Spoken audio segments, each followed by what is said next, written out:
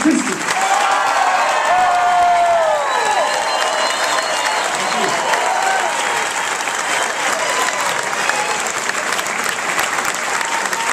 Thank you.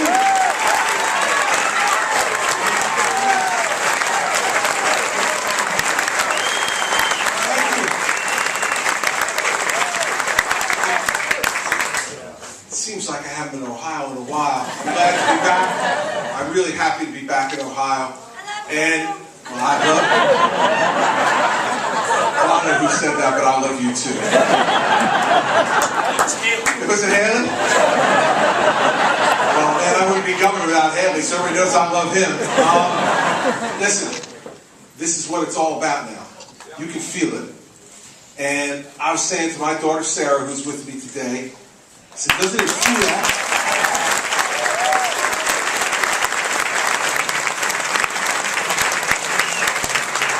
I said to her, doesn't it feel just like a year ago?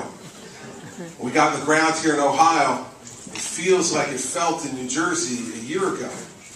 You know, 4 days away from the election, all the polls are tight. But when we traveled around New Jersey, we saw people just like you, who looked at me and Mary Pat and our kids, and didn't just say they were going to vote for us. They grabbed our hands and put their hands on our shoulders, and they said, you have to win. You have to win. You have to do this. And Mary Pat and I would come back every night in these last 4 or 5 days, and we would feel such an extraordinary sense of both responsibility to our state and a great sense of excitement that helped to carry us through these last few hard days of a campaign. A campaign in the state that, as Governor Pawlenty said, is much different than Ohio. In New Jersey, we have 700,000 more Democrats than Republicans. In New Jersey, we have not elected a Republican statewide in 12 years. In New Jersey, we haven't elected a Republican United States Senator since 1972. And I was running against an incumbent governor who was spending $30 million of his own money and millions more from the labor unions. And we were getting outspent 3-1. And in those last 4 days, you know, the pundits kept saying, well, New Jersey's New Jersey, and John Kasich is going to be reelected. And those same pundits today may try to convince you, well, you know, this guy's an incumbent governor and he's spending more money than John Kasich. Is the story starting to sound familiar? Well, let me tell you this. I'm standing here today, and in January, John Kasich will be taking the oath of office in Ohio.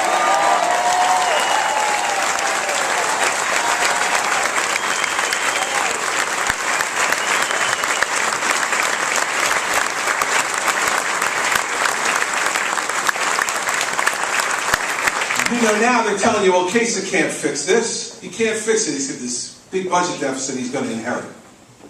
And Kasich won't be able to fix it. Well, they said the same thing.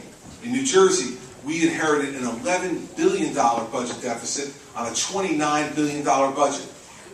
And the Democrats in my legislature, they said the same thing Democrats in Ohio say all the time. They said, well, we're just going to have to raise taxes on the people of New Jersey. Well, in the last 8 years, New Jersey has had their taxes increased 115 times in 8 years and become the highest tax state in America. And so I said real clearly to the Democrats, we're not raising taxes. They sent me a tax increase. In fact, they walked it right down the hall. Right after they passed it, they walked it right down the hall of my office. So, you know, my mother taught me good manners. When guests are coming, you come out to receive them. So I walked out of my office, and the Senate President was there. And he handed me the bill. You know, I don't know. He said it was like the New Jersey Fairness and Justice Act. Because, you know, they never call it a tax increase. It's the New Jersey Fairness and Justice for All Act, you know, so maybe they can fool you into signing it. So I said, Steve, please sit down for a moment, because this isn't going to take long. And I took that pen out of my pocket, and I vetoed it, and I handed it right back to him and said, take this back where it came from. That's the same thing.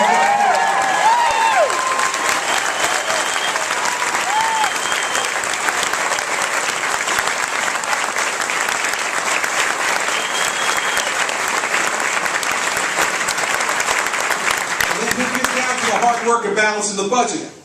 And it is going to be hard work. And we just went through in New Jersey and we balanced that $11 billion deficit with no new taxes and no increased taxes. We did it by cutting every department in state government. We did the hard work that had to be done. Everyone shared in the sacrifice. And there is now a new sense of community in New Jersey because everybody knows that we've dug this hole for too long and it's time to start climbing out. And the only way we climb out of a hole this deep is to help each other. It's for everybody to help each other, everybody to be part of the sacrifice. John Kasich understands that. He's been through it before, and so does Mary. They both understand it. And they both know that if you give them the chance, they're going to get it done for you. So here's the bottom line. Bottom line is this. There's 4 days left. There's 4 days left, and I can sense that victory is within our grasp, but it's not yet there. It's not yet there, and so it's up to you now. You know that. Haley said it to you. Tim said it to you. It's up to you now. And I can't guarantee everything's going to happen in Ohio over the course of the next 4 years, and I can't predict for you every twist and turn that Ohio's history will take in the next 4 years and what John and Mary will do to confront those problems and to deal with them. I can't guarantee any of that. But here's the one thing I know.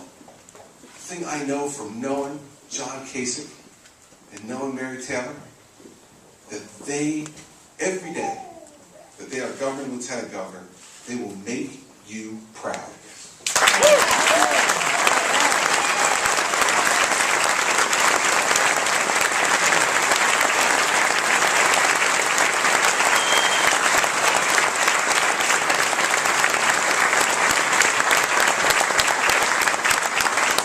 So, here's the deal.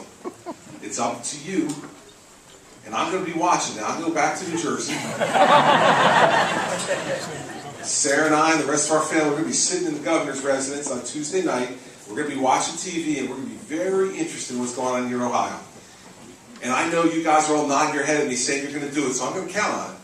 But here's the bottom line. Don't make me come back. Because if you let Kasich down, I'm coming back. And I'm coming back Jersey style, people.